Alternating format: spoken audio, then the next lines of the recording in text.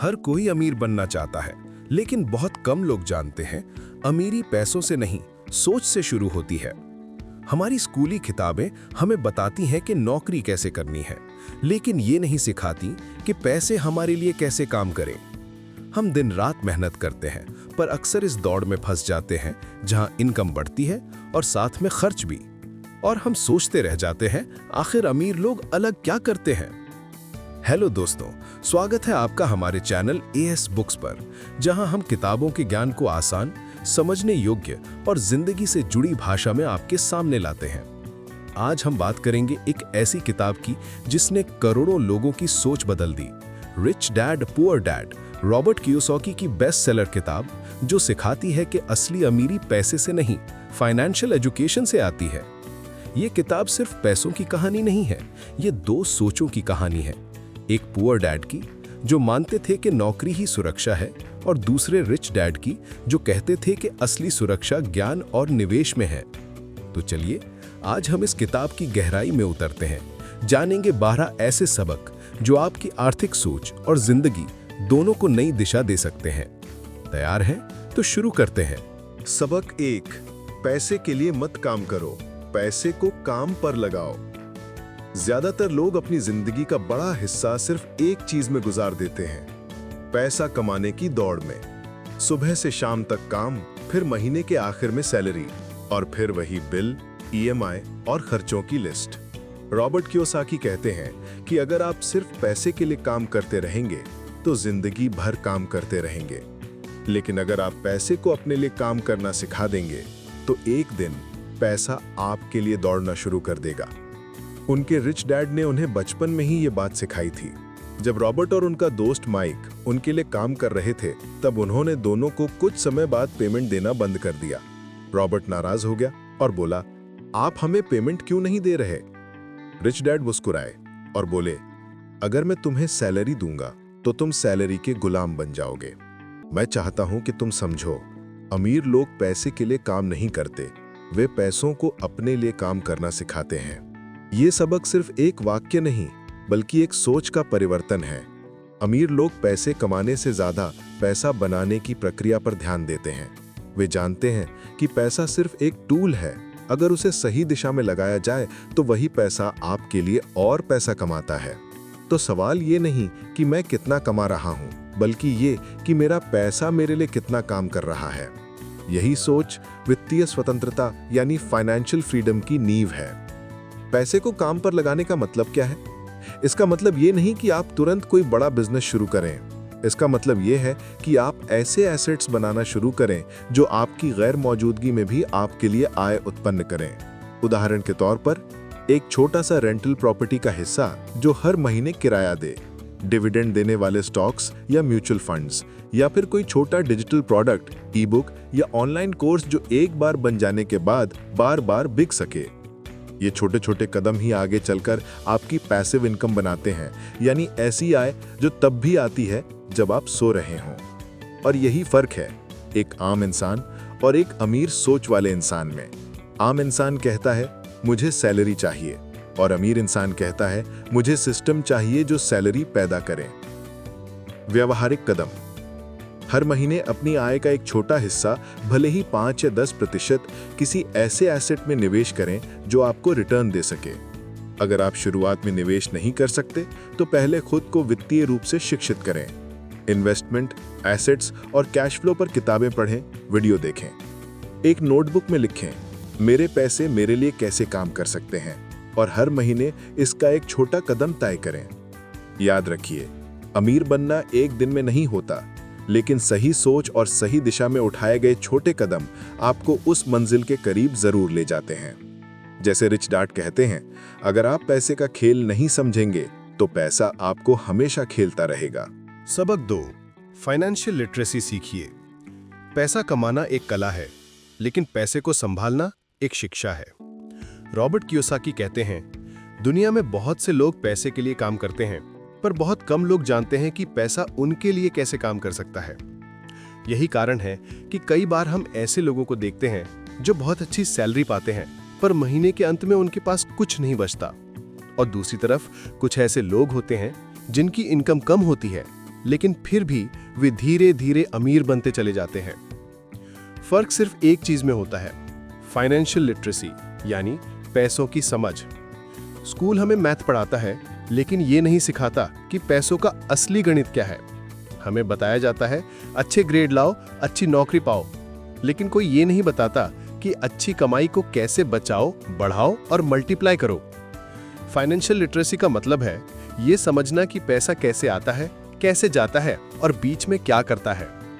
इसके 4 बुनियादी स्तंभ हैं। पहला, कैश फ्लो। ये बताता है कि आपकी जेब में पैसा कैसे अंदर आ रहा है और कैसे बाहर जा रहा है। अगर पैसा सिर्फ एक दिशा में जा रहा है तो ये चेतावनी है। दूसरा, बैलेंस शीट। ये आपके एसेट्स जो पैसा लाते हैं और लायबिलिटीज जो पैसा लेते हैं उनका अंतर बताती है।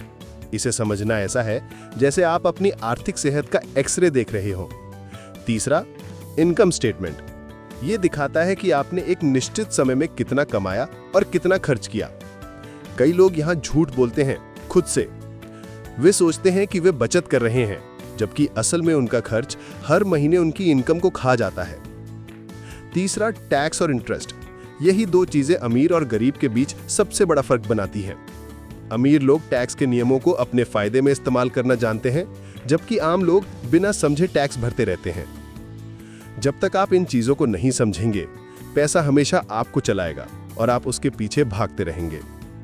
इसलिए रिच डैड कहते हैं, फाइनेंशियल एजुकेशन सिर्फ अमीरों के लिए नहीं होती, ये हर उस इंसान के लिए जरूरी है जो आजाद होना चाहता है। एक छोटा उदाहरण, मान लीजिए आप हर महीने 50,000 रुपए कमाते हैं। अगर आपको ये नहीं पता कि उसमें से कितना टैक्स कट रहा है, कितना आपके खर्चों में जा रहा है और कितना आपके लिए काम कर रहा है, तो आप बस पैसे के चक्रव्यूह में घूम रहे हैं। लेकिन अगर आप जानने लगें कि आपका हर रुपया कहां जा रहा है, तो धीरे धीरे आप उस पर नियंत्रण पा लेते हैं। और वही नियंत्रण अमीरी की शुरुआत है। व्यवहारिक कदम, एक नोटबुक या मोबाइल ऐप में अपने सभी खर्च लिखना शुरू करें। हर छोटी चीज, चाय, मूवी, रिचार्ज, सब दर्ज करें। 1 महीने बाद आपको पता चलेगा कि पैसा कहां गायब होता है। महीने के अंत में अपनी नेट वर्थ निकालें, यानी कुल एसेट्स माइनस लायबिलिटीज। अगर ये बढ़ रही है तो आप सही दिशा में हैं। एक बेसिक फाइनेंशियल किताब पढ़ें, जैसे द मिलियनेयर नेक्स्ट डोर या फिर the richest man in Babylon, या फिर ऑनलाइन कोई फ्री कोर्स करें, जैसे पर्सनल फाइनेंस फॉर बिगिनर्स। अपनी आय का 10% फाइनेंशियल एजुकेशन फंड में रखें, यानी ऐसा पैसा जो सिर्फ सीखने और खुद को बेहतर बनाने में खर्च हो। याद रखिए, पैसे की समझ पैसे से भी ज्यादा मूल्यवान होती है, क्योंकि अगर आज सब कुछ खो भी जाए तो आपकी समझ आपको फिर से अमीर बना सकती है। जैसे रिच डैड कहते हैं, you don't need to earn more money, you need to learn how money works. और यही समझ आपको आर्थिक स्वतंत्रता की राह पर आगे बढ़ाती है। सबक 3, एसेट्स और लायबिलिटीज के बीच फर्क समझिए। रॉबर्ट कियोसाकी कहते हैं, अमीर लोग एसेट्स खरीदते हैं, गरीब और मिडिल क्लास लोग लायबिलिटीज खरीदते हैं और उन्हें एसेट समझते हैं। सुनने में आसान लगता है, लेकिन यही वो गलती है जो ज्यादातर लोग अपनी पूरी जिंदगी में करते रहते हैं। हर महीने जब सैलरी मिलती है तो हम सोचते हैं, अब मैं कुछ अच्छा खरीदूंगा। नई कार, नया फोन, बड़ा टीवी, महंगा सोफा। ये सब चीजें हमें खुशी तो देती हैं, लेकिन हमारी जेब से पैसा निकालती हैं। और यही है लायबिलिटी, यानी वो चीज जो आपकी जेब से पैसा लेती है। दूसरी तरफ एसेट वो चीज है जो आपकी जेब में पैसा डालती है, जैसे किराए पर दी गई प्रॉपर्टी, डिविडेंड देने वाले स्टॉक्स या कोई साइड बिजनेस जो महीने दर महीने कमाई करे। फर्क छोटा लगता है, लेकिन यही फर्क आपको आर्थिक आजादी या आर्थिक परेशानी दोनों में से किसी एक की तरफ ले जाता है। एक छोटी कहानी। रॉबर्ट के पुअर डैड हमेशा कहते थे, पढ़ाई करो, अच्छी नौकरी लो, फिर घर और कार खरीदो, यही सफलता है। लेकिन उनके रिच डैड कहते थे, घर और कार तब खरीदो जब तुम्हारे एसेट्स उनकी किश्तें भर सकें। यानी पहले एसेट बनाओ, फिर उन एसेट से निकले पैसे से अपनी पसंद की चीजें लो।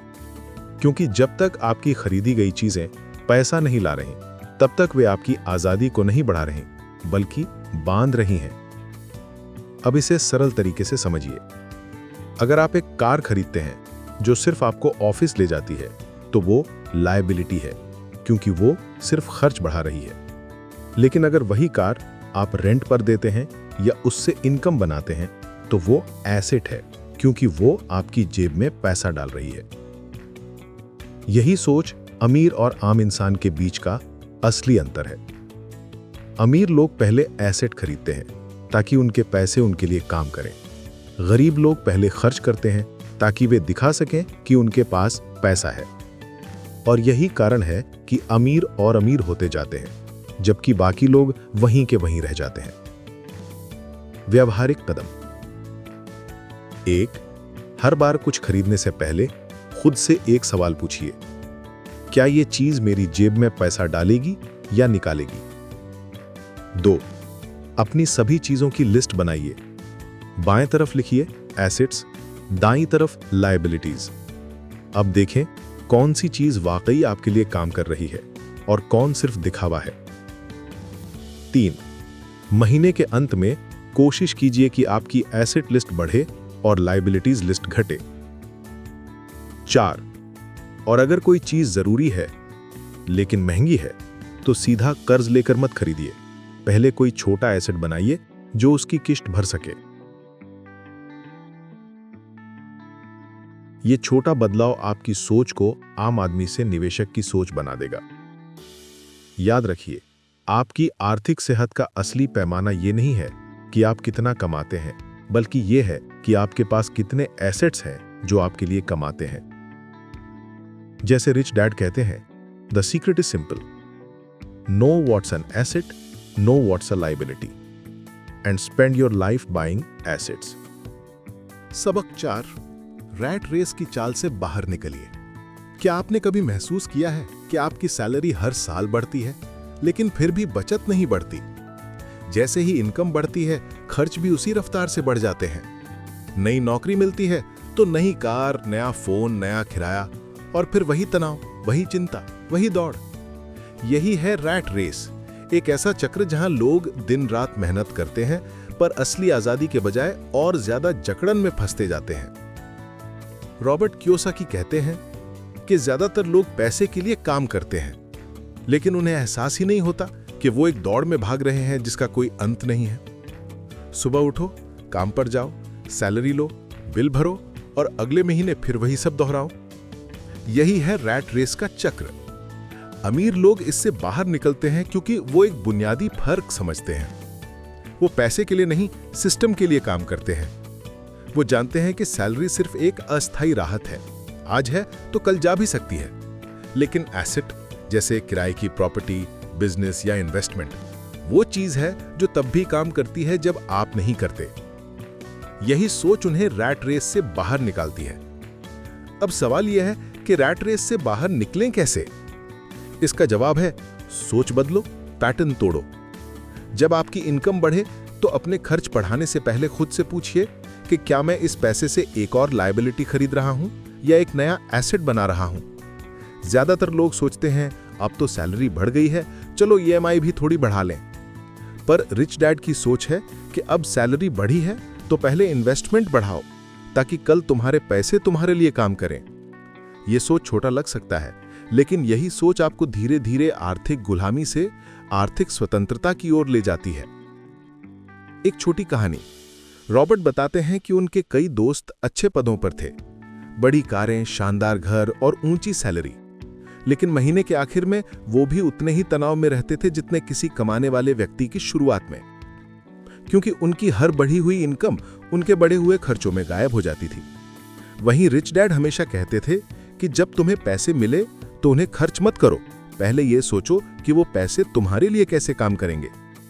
और यही फर्क था जिसने रॉबर्ट को एक दिन सैलरी पर निर्भर रहने वाले इंसान से वित्तीय रूप से स्वतंत्र इंसान बना दिया। रैट रेस से बाहर निकलने के 3 व्यवहारिक कदम। बढ़ती सैलरी को इन्वेस्टमेंट में बदलो। हर बार इनकम बढ़े तो उसका कम से कम 20% किसी एसेट या इन्वेस्टमेंट में डालो, चाहे वो SIP हो, स्टॉक्स हो या छोटा साइड बिजनेस। खर्चों को नियंत्रण में रखो। नई चीज खरीदने से पहले सोचो कि क्या यह मुझे आजाद बनाएगी या बांधेगी। फाइनेंशियल गोल तय करो। हर महीने का एक लक्ष्य बनाओ कि इस महीने में कितना निवेश करूंगा, क्योंकि जब तक लक्ष्य नहीं होता हर इनकम बिना दिशा के बह जाती है। याद रखिए, रैट रेस की सबसे बड़ी समस्या यह है कि भले ही आप जीत जाएं, आप फिर भी एक चूहा ही बने रहते हैं। असली जीत तब होती है जब आप उस दौड़ से बाहर निकलते हैं और अपने पैसों को एक स्मार्ट वर्कर बना देते हैं। जैसे रिच डैड कहते हैं, the moment you stop working for money and start making money work for you, that's the day your truly free. सबक 5, अपनी नौकरी को अपना बिजनेस समझिए। ज्यादातर लोग अपने काम को बस नौकरी समझते हैं। वे सोचते हैं, मैं सैलरी के बदले समय दे रहा हूं। लेकिन रॉबर्ट कियोसाकी कहते हैं, अगर आप अपने काम को बिजनेस की तरह नहीं देखते तो आप हमेशा किसी और के सपनों को साकार करने में लगे रहेंगे। अमीर लोग नौकरी को भी एक प्लेटफॉर्म मानते हैं, सीखने का, बढ़ने का और नेटवर्क बनाने का। वे सिर्फ वेतन नहीं देखते, बल्कि ये देखते हैं कि यहाँ से कौन सी स्किल या सिस्टम आगे जाकर उनके खुद के बिजनेस या एसेट में काम आ सकता है। रिच डैड कहते हैं, काम करो लेकिन केवल सैलरी के लिए नहीं, काम करो ताकि तुम सीख सको कि सिस्टम कैसे चलता है। यही फर्क है एक आम कर्मचारी और एक भावी उद्यमी की सोच में। अब एक सरल उदाहरण से समझिए। 2 लोग एक ही कंपनी में काम कर रहे हैं। दोनों की सैलरी 50,000 रुपए है। पहला व्यक्ति सोचता है, मुझे ये काम इसलिए करना है क्योंकि मुझे पैसे चाहिए। दूसरा व्यक्ति सोचता है, मुझे ये काम इसलिए करना है ताकि मैं सीख सकूं कि ये कंपनी पैसा कैसे कमाती है, ग्राहकों से कैसे जुड़ती है और सिस्टम कैसे चलता है। सालों बाद दोनों में फर्क साफ दिखता है। पहला व्यक्ति अब भी नौकरी कर रहा होता है, जबकि दूसरा अपनी खुद की टीम या बिजनेस चला रहा होता है। क्यों? क्योंकि उसने अपनी नौकरी को सिर्फ एक काम नहीं, बल्कि एक सीखने और निवेश का अवसर समझा। अब बात करते हैं स्केलेबिलिटी की। रॉबर्ट कहते हैं, अगर आपकी इनकम सिर्फ तब रुकती है जब आप रुकते हैं, तो आप अब भी नौकरी कर रहे हैं, चाहे आप मालिक ही क्यों ना हो। इसका मतलब है कि आपको ऐसी चीजें बनानी होंगी जो आपकी मौजूदगी के बिना भी चल सकें। जैसे अगर आप टीचर हैं तो अपने लेसन रिकॉर्ड करके ऑनलाइन कोर्स बनाइए। अगर आप डिजाइनर हैं तो अपने टेम्पलेट्स बेचिए। अगर आप डॉक्टर हैं तो हेल्थ गाइड या ई बुक लिखिए। अगर आप एम्प्लॉय हैं तो एक साइड इन्वेस्टमेंट या एसेट पर काम शुरू कीजिए। इससे आपका काम सिर्फ वर्क नहीं रहेगा, बल्कि बिजनेस सिस्टम बन जाएगा जो आपकी अनुपस्थिति में भी आपको कमाई देता रहेगा। एक और गहरी सोच, जब आप अपने काम को बिजनेस की तरह देखते हैं तो आप हर चीज पर नजर डालते हैं। कैसे खर्च घटाएं, कैसे प्रोसेस बेहतर करें, कैसे ग्राहक संतुष्ट हों और कैसे स्केल किया जाए। यही सोच आपको मालिक की मानसिकता देती है, भले ही आप किसी और के लिए काम कर रहे हों। और धीरे धीरे यही सोच आपको उस दिन की तरफ ले जाती है जब आप किसी और के बिजनेस में नहीं, अपने बिजनेस में काम कर रहे होंगे। व्यवहारिक कदम 1, अपने काम को सीखने का मैदान बनाइए। अपने बॉस की तरह सोचिए, कंपनी के सिस्टम को समझिए, नोट करें कि वो पैसा कैसे कमाती है और कहां खर्च करती है। 2, हर महीने एक साइड एसेट पर काम कीजिए, चाहे छोटा ब्लॉग हो, यूट्यूब चैनल हो या कोई फ्रीलांस प्रोजेक्ट। शुरू में छोटा होगा, लेकिन यही आपकी आजादी की नींव है। 3, अपनी स्किल को स्केलेबल बनाइए, यानी ऐसा रूप दीजिए जो एक बार काम करने के बाद कई बार रिटर्न दे सके। 4, और सबसे जरूरी, अपनी सैलरी का एक हिस्सा खुद के सीखने में निवेश कीजिए, क्योंकि आपकी स्किल ही आपका पहला एसेट है। याद रखिए, अगर आप अपनी नौकरी को बिजनेस की तरह चलाएंगे तो एक दिन आपका बिजनेस आपकी नौकरी बन जाएगा। जैसे रिच डैड कहते हैं, work to learn not to earn, क्योंकि जब आप सीखने के लिए काम करते हैं तब कमाना अपने आप शुरू हो जाता है। सबक 6, सेल्स और कम्युनिकेशन सीखिए। रॉबर्ट कियोसाकी कहते हैं, दुनिया में सबसे ज्यादा पैसे सिर्फ वही लोग कमाते हैं जो अपने विचार, अपने प्रोडक्ट या खुद को प्रभावशाली तरीके से प्रस्तुत करना जानते हैं। बहुत से लोग सोचते हैं कि अमीर बनने के लिए बस टैलेंट या मेहनत काफी है, लेकिन सच्चाई ये है कि टैलेंट आपकी क्षमता है और कम्युनिकेशन उसका जरिया।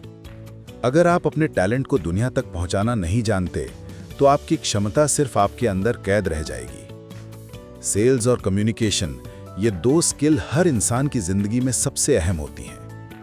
चाहे आप नौकरी में हों, बिजनेस चला रहे हों या किसी फ्रीलांस सर्विस से काम कर रहे हों, हर जगह आपको लोगों को समझाना, जोड़ना और मनाना आना चाहिए। सेल्स सिर्फ चीजें बेचने की कला नहीं है, ये इंसान को समझने की कला है। जब आप किसी को कुछ बेचते हैं तो आप उसकी जरूरत, उसकी सोच और उसके डर को समझते हैं। और जब आप किसी के मन को समझ लेते हैं तो उसे किसी चीज पर विश्वास दिलाना आसान हो जाता है। यही कारण है कि सबसे बड़े लीडर, सबसे सफल बिजनेसमैन और सबसे प्रभावशाली लोग सभी कम्युनिकेशन में निपुण होते हैं। एक कहानी। रॉबर्ट कियोसाकी ने अपनी किताब में बताया, जब उन्होंने फाइनेंस की पढ़ाई पूरी की तो वे बहुत नॉलेज रखते थे, लेकिन जब अपनी पहली किताब लिखी तो उसे बेचने में नाकाम रहे। तब उनके रिच डैड ने कहा, अगर तुम अपनी किताब बेच नहीं सकते तो उसका ज्ञान किसी काम का नहीं। उन्होंने सलाह दी कि रॉबर्ट एक सेल्स कोर्स ज्वाइन करें। पहले तो रॉबर्ट को यह बात अजीब लगी कि एक शिक्षित व्यक्ति को सेल्स सीखनी चाहिए, लेकिन बाद में जब उन्होंने सीखा कि कैसे लोगों से बात करनी है, कैसे किसी विचार को समझाना है, कैसे ना को हाँ में बदलना है, तब उन्होंने महसूस किया कि कम्युनिकेशन हर दरवाजे की चाबी है। अब सोचिए, आपकी जिंदगी में कितनी बार ऐसा हुआ होगा जब आपने किसी को समझाने की कोशिश की, लेकिन सामने वाला आपकी बात मान ही नहीं पाया। शायद आपकी बात में सच्चाई थी, लेकिन उसे महसूस कराने की कला नहीं थी। यही फर्क कम्युनिकेशन स्किल बनाती है। सेल्स और कम्युनिकेशन को सुधारने के 4 आसान कदम। पहला, हर दिन बोलने का अभ्यास करें। अपने विचार जोर से बोलिए।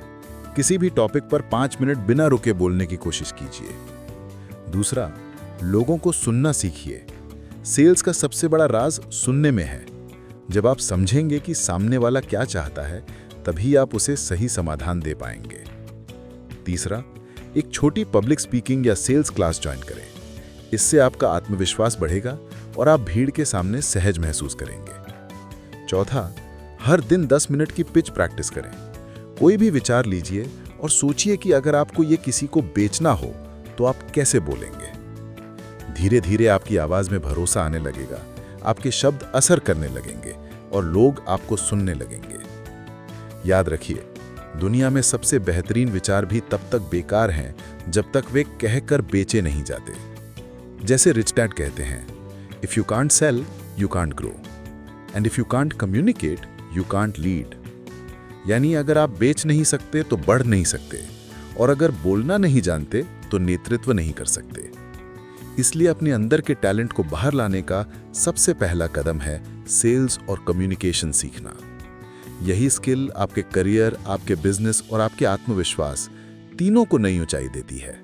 सबक 7, रिस्क लें मगर समझदारी से। जिंदगी में 2 तरह के लोग होते हैं, एक वो जो हर मौके से डरते हैं और दूसरे वो जो मौके को पहचानते हैं, डरते हुए भी आगे बढ़ते हैं। रॉबर्ट कियोसाकी कहते हैं, जो लोग रिस्क से डरते हैं वे सुरक्षा तो पा लेते हैं लेकिन आजादी खो देते हैं। असली फर्क अंधे रिस्क और सोचे समझे रिस्क में है। अमीर लोग रिस्क से नहीं डरते, वे उसे कैलकुलेट करते हैं। वे जानते हैं कि हर बड़ा इनाम एक समझदार रिस्क के पीछे छिपा होता है। रिच डैड हमेशा कहते थे, अगर तुम गिरने से डरोगे तो चलना कभी नहीं सीखोगे। उन्होंने रॉबर्ट को सिखाया कि हर असफलता में एक सबक छिपा होता है और जो इंसान असफल होने से डरता है वो सीखने से भी डरता है। अब सोचिए, क्या आपने कभी कोई मौका इसलिए छोड़ा क्योंकि लगा कहीं नुकसान ना हो जाए? शायद वो बिजनेस का आइडिया था, कोई नया कोर्स या कोई निवेश, लेकिन वही डर आपको उसी जगह रोके रखता है। और यही है फियर लूप, जहां आप डर के कारण कुछ नहीं करते और कुछ नहीं करने के कारण वहीं के वहीं रह जाते हैं। रॉबर्ट कहते हैं, अगर आप सुरक्षा की तलाश में हैं तो समझ लीजिए आप धीरे धीरे गुलामी की तरफ बढ़ रहे हैं, क्योंकि असली सुरक्षा नौकरी या सैलरी में नहीं बल्कि सीखने, सोचने और रिस्क को समझने में है। लेकिन ध्यान दीजिए, रिच डैड का मतलब ये नहीं था कि हर रिस्क उठा लो। वे कहते हैं, बेवकूफी से रिस्क मत लो, समझदारी से रिस्क लो। यानी किसी भी कदम से पहले ये समझो कि सबसे बुरा क्या हो सकता है और क्या तुम उसे संभाल सकते हो? अगर जवाब है हाँ, तो कदम बढ़ाओ, क्योंकि हर छोटा प्रयोग, हर कोशिश तुम्हें अगले स्तर के लिए तैयार करता है। एक उदाहरण, मान लीजिए आप अपने पहले इन्वेस्टमेंट के बारे में सोच रहे हैं। 5,000 रुपए का SIP शुरू करने से पहले डर लगता है कि अगर मार्केट गिर गया तो। लेकिन सोचिए, अगर 5,000 रुपए का नुकसान भी हो जाए तो आपने जो ज्ञान पाया वो उससे कहीं अधिक मूल्यवान होगा। वहीं अगर सब कुछ ठीक चला तो आपने कमाई के साथ साथ कॉन्फिडेंस भी बना लिया। यही है समझदारी से रिस्क लेने का तरीका। छोटे प्रयोग, जल्दी सीखना और फिर बड़ा कदम। रिच डैड का एक और बेहतरीन वाक्य, don't avoid risk, learn to manage it. यानी रिस्क से भागो मत, उसे समझो, संभालो और इस्तेमाल करो। व्यवहारिक कदम, हर रिस्क का डाउनसाइड पहले जानो। अगर सब गलत हुआ तो क्या नुकसान होगा और क्या तुम उसे झेल सकते हो? दूसरा, छोटे प्रयोग करो। पहले छोटा निवेश, छोटा बिजनेस, छोटा प्रोजेक्ट। बड़े कदम से पहले छोटी सीख लो। तीसरा, हर असफलता को फीडबैक की तरह लो। क्यों नहीं चला ये समझो, ताकि अगली बार वही गलती न दोहराओ। चौथा, रिस्क को इमोशन से नहीं, लॉजिक से देखो। डरना स्वाभाविक है, लेकिन डर को निर्णय का आधार मत बनने दो। याद रखिए, जो लोग रिस्क लेने की हिम्मत नहीं करते, वे वही जिंदगी जीते हैं जो उन्हें मिलती है, और जो रिस्क लेने की समझ रखते हैं, वे वो जिंदगी बनाते हैं जो वे चाहते हैं। जैसे रिच डैड कहते हैं, the biggest risk in life is not taking one. यानी जिंदगी का सबसे बड़ा रिस्क है कोई रिस्क न लेना। सबक 8, पैसे को इन्वेंट करें, क्रिएटिव बनिए। हम सबको बचपन से यही सिखाया गया है, पैसा कमाना है तो मेहनत करो। लेकिन बहुत कम लोगों ने यह सीखा है कि पैसा बनाया भी जा सकता है। रॉबर्ट कियोसाकी कहते हैं, the rich don't look for money, they create it. यानी अमीर लोग पैसों के मौके नहीं खोजते, वे पैसे के सिस्टम खुद बनाते हैं। जब आम लोग कहते हैं मेरे पास पैसे नहीं हैं, तो वहीं अमीर लोग पूछते हैं पैसे कहां से और कैसे लाए जा सकते हैं। फर्क यही सोच का है। एक सोच रुक जाती है, दूसरी सृजन करती है। रिच डैड ने रॉबर्ट को सिखाया, हर समस्या में एक मौका छिपा होता है, जरूरत सिर्फ इतनी है कि तुम उसे देख सको। और यह सच है, दुनिया के ज्यादातर सफल बिजनेस किसी न किसी समस्या का हल है। उदाहरण के लिए, लोग तेज सफर चाहते थे, उबर बना। लोग आसान खरीदारी चाहते थे, Amazon आया। लोग मनोरंजन चाहते थे, नेटफ्लिक्स शुरू हुआ। इन सब ने पैसा कमाया, लेकिन असली कमाई इसलिए हुई क्योंकि उन्होंने सोचकर नए समाधान बनाए। रॉबर्ट कहते हैं, पैसा उन लोगों के पास जाता है जो समस्याएं हल करते हैं।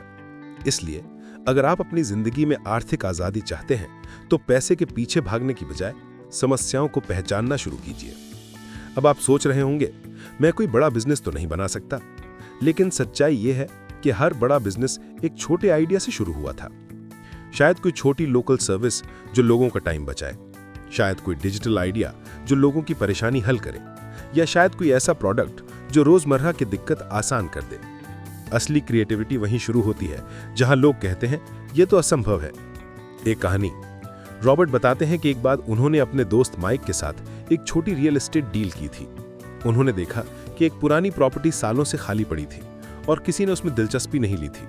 रॉबर्ट ने सोचा, क्या होगा अगर इसे ठीक कर छोटा सा रेंटल प्रोजेक्ट बना दिया जाए। उन्होंने रिस्क लिया, थोड़ा निवेश किया और कुछ महीनों बाद वो जगह एक स्थायी कैश फ्लो में बदल गई। सबको ये रिस्क लगा था, लेकिन उनके लिए ये क्रिएटिव सोच का इनाम था। यही तो इन्वेंटिंग मनी का असली मतलब है। मौके का इंतजार मत करो, मौका बनाओ। अब बात करें व्यवहारिक कदमों की। एक, रोज एक समस्या खोजिए। अपने आसपास देखिए, कहां लोग समय, पैसा या सुविधा के लिए संघर्ष कर रहे हैं। वही आपकी अगली संभावित इनकम सोर्स हो सकती है। 2, उसका छोटा हल सोचिए। जरूरी नहीं है कि आप पूरा बिजनेस शुरू करें, पहले सिर्फ सॉल्यूशन डिजाइन कीजिए। एक छोटा आइडिया, एक छोटा प्रोटोटाइप। 3, लोगों से बात कीजिए। पूछिए कि अगर मैं ये हल दूं, क्या आप इसके लिए पैसे देंगे? ये सबसे सच्चा मार्केट रिसर्च है। 4, सीखते रहिए। Marketing, product, design, investment. जितना सीखेंगे उतनी क्रिएटिविटी बढ़ेगी। याद रखिए, पैसा सिर्फ मेहनत से नहीं बनता, वो दिमाग और कल्पना से बनता है। हर दिन आपके आसपास सैकड़ों मौके घूम रहे हैं, बस आपको उन्हें देखने की नजर चाहिए। जैसे रिच डैड कहते हैं, opportunities are not seen with eyes, they are seen with the mind. यानी मौके आंखों से नहीं, सोच से दिखाई देते हैं। और जब आपकी सोच पैसा बनाने लगती है, तब आपको पैसे के पीछे भागने की जरूरत नहीं पड़ती, पैसा खुद आपकी सोच के पीछे भागने लगता है। सबक 9, नेटवर्क बनाइए और सही लोगों के साथ जुड़िए। जिंदगी में सबसे तेजी से आगे वही लोग बढ़ते हैं जो अकेले नहीं, सही लोगों के साथ चलते हैं। रॉबर्ट कियोसाकी कहते हैं, मैंने अपनी जिंदगी में 2 तरह के लोगों से सीखा, वो जो मुझसे ज्यादा जानते थे और वो जो मुझे बढ़ने के लिए चुनौती देते थे। बहुत से लोग सोचते हैं कि सफलता सिर्फ मेहनत और स्किल से आती है, लेकिन असल में सफलता की सबसे बड़ी ताकत होती है आपके आसपास के लोग। अगर आप 5 आलसी लोगों के बीच रहेंगे तो छठे आप होंगे। अगर आप 5 महत्वाकांक्षी, सीखने वाले और प्रेरक लोगों के साथ रहेंगे तो आपका सोचने का तरीका खुद ब खुद बदल जाएगा। रिच डैड कहते थे, अगर तुम उड़ना चाहते हो तो उड़ने वालों के साथ रहो। यानी आपकी संगत ही आपकी सोच तय करती है। कियोसाकी के जीवन का एक किस्सा। जब वे जवान थे तो उन्होंने देखा कि उनके रिच डैड के पास हमेशा सफल और समझदार लोगों का दायरा होता था। अकाउंटेंट, वकील, इन्वेस्टर, बिजनेस पार्टनर। वो कहते थे, मुझे हर चीज खुद नहीं आनी चाहिए, मुझे बस इतना आना चाहिए कि किससे सलाह लेनी है। यही फर्क था रिच डैड और पुअर डैड में। पुअर डैड कहते थे, मुझे दूसरों की मदद की जरूरत नहीं, लेकिन रिच डैड कहते थे, मुझे दूसरों की समझ की जरूरत है। और यही सोच उन्हें आगे ले गई। सही नेटवर्क क्यों जरूरी है? क्योंकि कोई भी बड़ी सफलता अकेले की गई कोशिश नहीं होती। एक अच्छे नेटवर्क से आपको 3 चीजें मिलती हैं। 1, मार्गदर्शन, मेंटोरशिप, जो आपको बताते हैं कि क्या न करें ताकि आप वही गलती दोहराएं नहीं। 2, मौके, अपॉर्चुनिटीज। कई बार एक सही इंसान से हुई एक मुलाकात आपकी जिंदगी की दिशा बदल देती है। 3, प्रेरणा, इंस्पिरेशन। जब आप उन लोगों के साथ रहते हैं जो आपसे आगे हैं, तो आप भी उनकी तरह सोचने और बढ़ने लगते हैं। एक छोटा उदाहरण, मान लीजिए आपके 5 दोस्त हर महीने अपनी सैलरी बचाते नहीं, बस खर्च करते हैं। आप चाहकर भी बचत नहीं कर पाएंगे। लेकिन अगर आप 5 ऐसे लोगों के साथ जुड़ जाएं जो इन्वेस्टमेंट की बात करते हैं, किताबें पढ़ते हैं और पैसे को बढ़ाने की सोच रखते हैं, तो आपका मन भी उसी दिशा में बढ़ेगा। यही नेटवर्क का जादू है। रिच डैड का सिद्धांत था, अगर तुम्हें तेज चलना है अकेले चलो, लेकिन दूर तक जाना है तो साथ चलो। और यही कारण है कि उन्होंने रॉबर्ट को सिखाया कि सफल लोग अपनी टीम, मेंटर्स और कनेक्शंस पर निवेश करते हैं, क्योंकि एक सही व्यक्ति, एक सही सलाह आपकी मेहनत का सालों का सफर छोटा कर सकती है। व्यावहारिक कदम। 1, हर महीने कम से कम एक नए व्यक्ति से मिलिए जो आपसे ज्यादा जानता हो या जो आपको प्रेरित करता हो। 2, अगर आपके आसपास ऐसा माहौल नहीं है तो ऑनलाइन नेटवर्किंग शुरू कीजिए, लिंक्डइन, वेबिनार्स या किसी प्रोफेशनल ग्रुप में।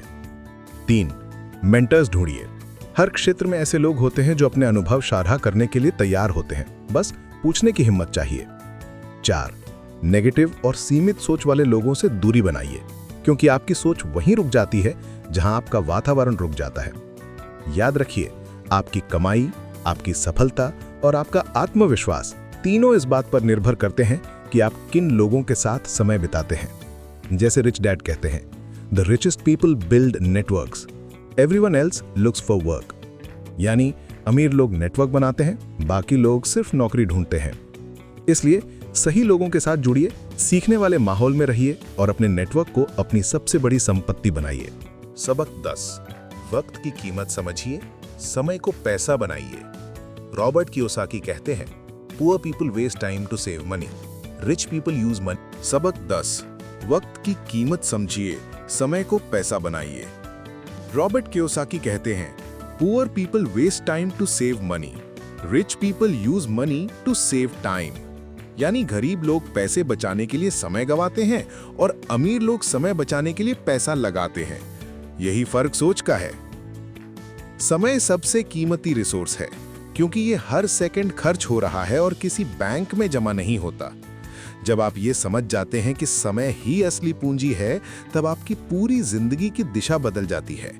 आप देखना शुरू करते हैं, मैं अपना समय कहाँ लगा रहा हूँ? क्या मैं कुछ ऐसा कर रहा हूँ जो मेरे भविष्य की नींव बन रहा है, या बस दिन ऐसे ही बीत रहे हैं? रिच डैड कहा करते थे, हर मिनट की एक कीमत होती है। अगर तुम नहीं जानते कि तुम्हारा समय कितना कीमती है, तो कोई और तुम्हारा समय अपने लिए इस्तेमाल करेगा। और यही होता है ज्यादातर लोगों के साथ। वे दूसरों के सपनों को पूरा करने में अपना पूरा जीवन लगा देते हैं, बिना ये सोचे कि उनका खुद का समय कहाँ जा रहा है। एक कहानी। जब रॉबर्ट ने अपनी पहली नौकरी शुरू की तो वे सैलरी से खुश थे, पर उनके रिच डैड ने कहा, मैं तुम्हें पैसे से नहीं, सोच से अमीर बनाना चाहता हूं। नौकरी तब तक ठीक है जब तक वो तुम्हें कुछ सिखा रही है। अगर तुम सिर्फ सैलरी के लिए काम कर रहे हो तो तुम अपने समय को बेच रहे हो, और वो सबसे महंगा सौदा है। ये बात रॉबर्ट को झकझोर गई। उन्होंने समझा कि असली आजादी तब मिलती है जब समय आपका अपना हो, और यही सोच उन्हें ले गई एसेट्स, निवेश और सिस्टम की दिशा में, ताकि पैसा उनके लिए काम करे और वे अपना समय सीखने, सोचने और जीने में लगा सकें। अब सोचिए, आपके दिन के 24 घंटे कहाँ जा रहे हैं? क्या आप हर दिन कुछ नया सीख रहे हैं? क्या आपका समय ऐसी चीजों पर जा रहा है जो आपको आगे बढ़ाएंगी, या फिर वो बस स्क्रीन, सोशल मीडिया और फालतू कामों में घूम रहा है? रॉबर्ट कहते हैं, समय सबसे न्यायप्रिय चीज है। ये अमीर और गरीब दोनों को 24 घंटे ही देता है। फर्क सिर्फ इस बात में है कि कौन उसे कैसे इस्तेमाल करता है। वक्त को पैसा बनाने के 3 तरीके। पहला, अपनी ऊर्जा को दिशा दीजिए। हर सुबह खुद से पूछिए, आज कौन सा काम मेरे भविष्य को बेहतर बनाएगा? उसी पर पहले काम कीजिए। दूसरा, कम वैल्यू वाले कामों को आउटसोर्स कीजिए। अगर कोई काम 200 रुपए में किसी और से करवा सकते हैं और उसी वक्त आप 1000 रुपए की वैल्यू बना सकते हैं, तो खुद करने की जिद मत कीजिए। तीसरा, समय को ट्रैक कीजिए। 1 हफ्ते तक हर घंटे लिखिए कि आप क्या कर रहे हैं। फिर देखिए कि कौन से घंटे वास्तव में प्रोडक्टिव थे और कौन से बस बीत गए। ये छोटा अभ्यास आपकी जिंदगी का सबसे बड़ा सच दिखा देगा कि आप समय को काबू में रखते हैं या समय आपको। एक और सोच। बहुत से लोग कहते हैं, मेरे पास टाइम नहीं है, लेकिन रिच डैड कहते हैं, टाइम सबके पास होता है। फर्क सिर्फ यह है कि कोई उसे खर्च करता है और कोई उसे निवेश करता है। जब आप अपना समय सीखने, बनाने और एसेट बढ़ाने में लगाते हैं, तो आपका हर घंटा आपको स्वतंत्रता के करीब ले जाता है। याद रखिए, पैसा दोबारा कमाया जा सकता है, पर एक खोया हुआ घंटा कभी वापस नहीं आता। जैसे रॉबर्ट कियोसाकी कहते हैं, don't waste time working for money, spend time building assets that give you freedom. यानी पैसे के लिए समय मत खर्च कीजिए, बल्कि ऐसा सिस्टम बनाइए जो आपके समय को आजाद करे। सबक 11, टैक्स और लीगल स्ट्रक्चर को समझिए। टैक्स सुनते ही अक्सर दिल में एक बेचैनी सी उठती है। पैसे का एक हिस्सा तो कट ही जाएगा। पर रॉबर्ट कियोसाकी और उनके रिच डैड के अनुसार टैक्स को दुश्मन मानने की बजाय उसे समझकर अपना मित्र बना लीजिए। सही स्ट्रक्चर और समझदार टैक्स प्लानिंग से आपकी आय ज्यादा सुरक्षित और कुशल बन सकती है। टैक्स सुनते ही अक्सर दिल में एक बेचैनी सी उठती है। पैसे का एक हिस्सा तो कट ही जाएगा।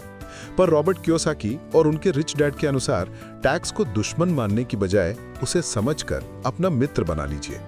सही स्ट्रक्चर और समझदार टैक्स प्लानिंग से आपकी आय ज्यादा सुरक्षित और कुशल बन सकती है। सबसे पहले एक बात स्पष्ट करें, टैक्स इवेड करना गलत है, टैक्स प्लान करना समझदारी है। और ठीक यही प्लानिंग अक्सर अमीरों का फायदा बन जाती है। वे टैक्स रूल्स को जानते हैं और उन नियमों के भीतर रहकर अपने फायदे निकालते हैं। लीगल स्ट्रक्चर्स, किसे कब सोचना चाहिए? हर देश और परिस्थिति के हिसाब से अलग अलग स्ट्रक्चर्स होते हैं, जैसे सोल प्रोप्राइटरशिप, पार्टनरशिप या LLP, private limited company, trust या फैमिली ऑफिस आदि। हर एक का कर या टैक्स, कानूनी जिम्मेदारी या लायबिलिटी और कॉम्प्लायंस अलग होता है। सही स्ट्रक्चर चुनने से न केवल टैक्स में बचत हो सकती है, बल्कि आपकी व्यक्तिगत संपत्ति भी सुरक्षित रहती है। उदाहरण के तौर पर एलएलपी में पार्टनर्स को लिमिटेड लायबिलिटी मिलती है और कॉम्प्लायंस प्राइवेट लिमिटेड से अलग होते हैं। वहीं प्राइवेट लिमिटेड कंपनी का फायदा फंडिंग, क्रेडिबिलिटी और शेयर होल्डर फ्रेमवर्क में आता है। कौन सा बेहतर है, ये आपकी स्केलिंग प्लान, फंडिंग जरूरत और कॉम्प्लायंस सहनशक्ति पर निर्भर करेगा। टैक्स प्लानिंग के व्यावहारिक आयाम। टैक्स प्लानिंग का मतलब जटिल ट्रिक्स नहीं, बल्कि सिस्टमैटिक रिकॉर्डिंग, वैध कटौतियों या डिडक्शंस का उपयोग और खर्चों को सही तरीके से बुक करना है। छोटे व्यवसाय या फ्रीलांसर भी अपने व्यापारिक खर्चों, डिप्रिसिएशन, कैपिटल एक्सपेंडिचर पर और ऑपरेशन खर्चों को सही से क्लेम करके कर भार घटा सकते हैं। व्यावहारिक कदम क्या करें? Step by step. Book keeping को प्राथमिकता दीजिए। हर इनवॉइस, रसीद और बैंक ट्रांजैक्शन का रिकॉर्ड रखें। यह आपकी सबसे बड़ी एसेट है जब टैक्स समय आए। सही रिकॉर्डिंग से आप हर वैध खर्च क्लेम कर पाएंगे और जोखिम घटेगा। व्यापार और व्यक्तिगत खाते अलग रखिए। पर्सनल और बिजनेस को मिलाकर चलाना अक्सर टैक्स प्रॉब्लम और कानूनी जटिलता पैदा करता है। एक अलग बैंक अकाउंट और बही खाता रखें। सही लीगल स्ट्रक्चर पर विचार कीजिए। अगर आपका काम छोटा मोटा है तो प्रोप्राइटरशिप ठीक हो सकती है, पर यदि आप बढ़ना चाहते हैं, निवेश लेना चाहते हैं या व्यक्तिगत संपत्ति सुरक्षित रखना चाहते हैं तो एलएलपी या प्राइवेट लिमिटेड पर सलाह लें। हर विकल्प के फायदे नुकसान जानने के बाद निर्णय लें। बिल्कुल वैध टैक्स डिडक्शंस और डिप्रिसिएशन का लाभ उठाइए। कैपिटल एक्सपेंडिचर पर डिप्रिसिएशन और ऑपरेटिंग एक्सपेंसेस यानी बिजनेस एक्सपेंसेस टैक्स योग्यता घटाते हैं, पर यह तभी संभव है जब आप सही तरीके से बुक करें।